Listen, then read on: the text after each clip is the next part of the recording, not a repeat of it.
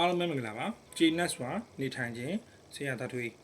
ကျွန်တော်တို့ဟာဘဝမှာပျော်ရွှင်ခြင်းအစစ်အမှန်ကိုရရှိနိုင်ဖို့အတွက်ကိုယ့်ရဲ့ရှိရင်းစွဲဖြစ်တည်မှုနဲ့ real life ကိုလက်ခံနိုင်ဖို့လိုပါတယ်ဘယ်တော့အခါမှတခြားတစ်ယောက်နဲ့နှိုင်းယှဉ်ပြီးကိုယ့်စိတ်ကိုပြင်းပေးပါနဲ့ကိုယ့်ရဲ့ဖြစ်တည်မှုကိုမေ့ပြောက်ပြီးတော့တခြားသူတစ်ယောက်လိုဟန်ဆောင်နေထိုင်ပါနဲ့ကျွန်တော်တို့ဟာအောင်မြင်နေတဲ့တခြားသူတွေဒါမှမဟုတ်ကိုယ်လေးစားရတဲ့သူတွေနဲ့နှိုင်းယှဉ်နေတဲ့အခါမှာတော့ကိုသူတို့လောက်တန်ဖိုးမရှိဘူးလို့စိတ်မှာထင်မှတ်သွားမိကြပါတယ်။တနည်းအားဖြင့်တော့သူတို့နဲ့ရှင်ရင်ငါကဘာမှမဟုတ်ဘူးလို့တင်ငယ်စိတ်ဝင်သွားတဲ့ပုံစံမျိုးပေါ့နော်။ဒီလိုစိတ်တွေဝင်လာတဲ့အခါမှာတချို့သောသူတွေကကိုယ့်ရဲ့ရှည်ရင်းစွဲဖြစ်တည်မှုကိုမေ့ပြောက်ပြီးတော့တခြားအားကြတဲ့သူရဲ့ဖြစ်တည်မှုပုံစံတွေကို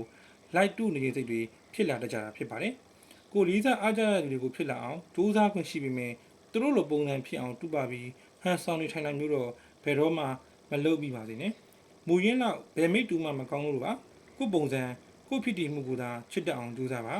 ဆိုရှယ်မီဒီယာတွေပေါ်လာပြီးနောက်ပိုင်းမှာတော့လူတွေကဟန်ဆောင်နေထိုင်ရခြင်းမှာပို့ပြီးတော့ပျော်မှုလာတတ်ကြပါတယ်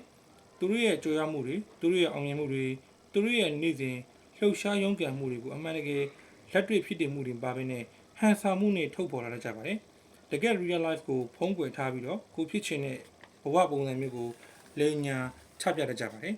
ဒီလိုဟန်ဆောင်နေထိုင်နေတဲ့အစားပိုင်းမှာတော့ဘာမှမပြောပါတော့ပေမဲ့အချိန်ကြာတဲ့အခါမှာတော့ကိုယ့်ရဲ့ရှည်ရင်းစွဲဖြစ်တည်မှုနဲ့ real life ကပျောက်ကွယ်ပြီးဟန်ဆောင်နေထိုင်ခြင်းပေါ်မှာပျော်ရွှင်နေလို့ထင်မိလာကြပါတယ်။နောက်ဆုံးသူတို့ရဲ့ real life တွေဘယ်တော့မှချောင်းပြရဲတော့တဲ့အထိပေါ့တိတ်ကိုပင်ပန်းပါတယ်။ဘယ်သူကမှဟန်ဆောင်နေထိုင်ရတဲ့ဘဝမှာအချိန်တွေအကြာကြီးပျော်ရွှင်တာ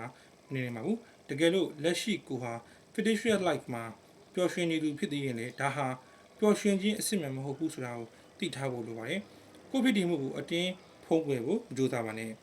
ကိုရှင်တန်းဖြစ်တန်းနေရတဲ့ဘဝမှာကိုယ့်ရဲ့အုံဝေးမှာကိုကအကောင်းဆုံးဆိုတာလက်ခံနိုင်ရပါလိမ့်မယ်ဘဝမှာကိုဖြစ်တည်မှုကိုလက်မခံနိုင်ကြတဲ့တော့ကြောင်ရဲတတ်မှုနဲ့ပျော်ရွှင်မှုဆိုတာကိုနဲ့အလန့်ဝေးနေမှာပါနည်းနည်းလေးပဲပျော်ရွှင်ပြရစီကိုယ့်ရဲ့ပျော်ရွှင်မှုကအစစ်မှန်ဖြစ်နေဖို့လိုအပ်ပါတယ်အမြဲတမ်းကိုဟာကိုပဲဖြစ်ဖို့လိုပါတယ်တခြားသူတယောက်မဖြစ်ပါစေနဲ့တခြားသူတွေကိုလည်းလိုက်တူပြီးတော့ကိုနှစ်သက်တဲ့အရာတွေနှစ်သက်တဲ့ပုံစံမျိုးနဲ့ဟန်ဆောင်နေပါနဲ့ကိုကြာချုံးမှုဖြစ်ပါစေအောင်မြင်သူပဲဖြစ်ပါစေကိုယ်တိုင်ကဒါအစစ်မှန်ဖြစ်နေဖို့အရေးကြီးပါတယ်တကယ်လို့သင်ဟာသင်တဘောကြတဲ့သူတယောက်ရဲ့ဖြစ်တည်မှုပုံစံကိုရယူဖို့ကြိုးစားရတာညှိမိပြီဆိုရင်တော့သင်ရဲ့ရှိရင်းတဲ့ပုံစံအတိုင်းပဲနေထိုင်မှုကြိုးစားကြည့်ပါပုံမှန်လေးနဲ့ဟန်ဆောင်မှုမပါတဲ့အပြိုးမျိုးကိုပြုံးကြည့်ပါဟန်ဆောင်မှုမပါတဲ့ဖြစ်တည်မှုမျိုးဖြင့်လူတွေကြားကိုရဲတင်းစွာတိုးဝင်ကြည့်ဖို့လိုပါတယ်ကိုမြင့်တင်မှာ